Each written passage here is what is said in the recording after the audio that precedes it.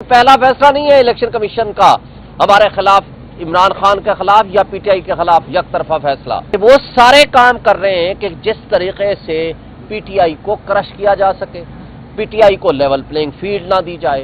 PTI के खिलाफ हर वो फैसला बड़े अफसोस से कहना पड़ता है जो खिलाफ आइन भी है और खिलाफ कानून भी है, वो फैसला फरमा रहे हैं। अगर आपने भी एक तरफा फैसलों को की एक रिवायत कायम करनी है, अगर आपने इंसाफ का कत्ल करना है, तो ये आइन की बालादस्ती नहीं है, ये आइन की खिलाफ वर्जी है। तो वो कह रहे थे कि नहीं हम मसरूफ थे कुछ और मामलात में। भाई अगर आप मसरूफ थे तो हमें बता दें हम किस जगह से लेने जाएं, क्या आपके घर लेने आए? ये अल्फाज भी हमने उनको कहे। आज इमरान खान के खिलाफ जो तौहीन इलेक्शन कमीशन की प्रोसीडिंग्स चल रही थी, उसमें इलेक्शन कमीशन ने ये फैसला कर दिया है कि 13 दिसंबर को जेल ट्रायल में वो जाएंगे और उसका जेल ट्रायल होगा। लेकिन बदकिस्मती की बात है कि आप सबके सामने, मीडिया के सामने पिछली 2 तारीखों पे हमें कहा गया कि हम आपको दी जाने वाली रिपोर्ट मिनिस्ट्री ऑफ इंटीरियर की एंड लॉ मिनिस्ट्री की आपको प्रोवाइड करेंगे, उसके बाद आर्गूमेंट्स होंगे और फिर फैसला होगा कि हमने जेल ट्रायल की तरफ जाना है या नहीं जाना और क्या फैसला करना है। लेकिन इलेक्शन कमीशन की एक तरफा फैसले को हम मुस्तरद करते हैं और बड़ी काबिल अफसोस बात है कि जब मीडिया के सामने एक फैसला सुनाया गया कि हमें रिपोर्ट की कॉपी दी जाएगी और कहा गया कि आपने अप्लाई नहीं किया, आज अप्लाई करने की दरखास्त उनको दिखाई गई कि जनाब हमने 2 तारीखों पे अप्लाई कर रखा है। वो कहते हैं आप लेने नहीं आए। जब हमने अपने क्लर्क को बता दिया कि हम आपके पास 12 मरतबा आए हैं लेने के लिए और आपने हमें नहीं दी, ना ऑर्डर की कॉपी पिछली 2 तारीखों की, ना ही रिपोर्ट की कॉपी, और उनके पास कोई जवाब नहीं था। और वो कह रहे थे कि नहीं हम मसरूफ थे कुछ और मामलात में।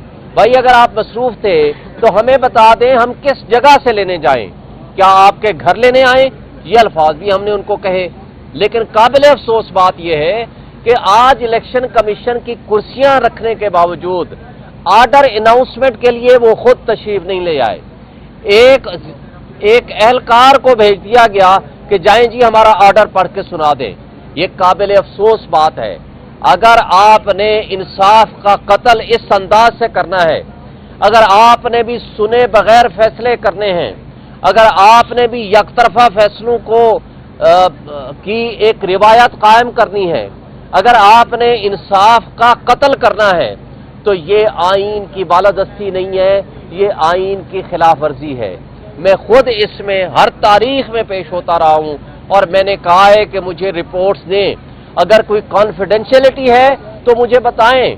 उन्होंने कहा है कोई कॉन्फिडेंशियल रिपोर्ट नहीं है, हम उसकी कॉपी देंगे और उसके ऊपर आपके आर्गूमेंट सुनेंगे और फिर फैसला करेंगे।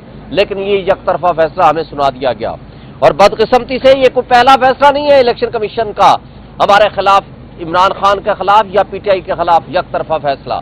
आप इससे पहले देखिए जो इन्होंने तोशाखाना वाला केस में हमारे खिलाफ फैसला दिया पिछले साल, ये वो फैसला है कि जिसके ऊपर यानी हमने तमाम मामलात, तमाम अकाउंट्स की तफसीलात हम इनको पहुंचा चुके हैं और टाइम बाद इन्होंने हमारे खिलाफ फैसला दे के उसको इलेक्शन कमीशन को उसके बाद कंप्लेंट भेज दी और वो आज तक किसी पार्टी लीडर के खिलाफ कोई प्रोसीडिंग्स नहीं की जिन्होंने न सिर्फ तोशाखाना से ताइफ लिए, उन्होंने डिक्लेयर नहीं किए, बल्कि गाड़ियां ली तोशाखाना से, जो कि एक जुर्म है। किसी के खिलाफ कोई एक्शन नहीं सिवाय इमरान खान के। इसी तरह आप देखेंगे फॉरेन फंडिंग वाला केस सिवाय पीटीआई के खिलाफ फैसला करने के, जबकि हनीफ अब्बासी केस में सुप्रीम कोर्ट आज से 5 साल पहले ये डिक्लेयर कर चुकी है कि सब पॉलिटिकल पार्टीज के अकाउंट्स अक्रॉस दी बोर्ड मुकम्मल तौर पर इकट्ठे आपने इनको डिटरमिन करना है और इनको चेक करना है। आज तक किसी के अकाउंट्स न चेक किए हैं, ना ही किसी के खिलाफ फैसला आया है। सिर्फ यहीं तक महदूद नहीं, ये भी पाकिस्तान की तारीख में पहली मर्तबा है कि किसी भी पार्टी के यानी पीटीआई के इंट्रा पार्टी इलेक्शंस को यकतरफा तौर पर कह दिया गया کہ نہیں جی یہ قانون کے مطابق نہیں ہے، آپ دوبارہ کرائیں، اور دوبارہ کا ٹائم کتنا دیا؟ صرف 20 دن، جبکہ عمران خان پتہ ہے وہ جیل میں ہے، اور یہ پتہ ہے کہ آج کل ہمارے لوگوں کو اٹھایا جا رہا ہے، تشدد کیا جا رہا ہے، لیول پلینگ فیلڈ نہیں دی جا رہی، جو کام ہے ان کا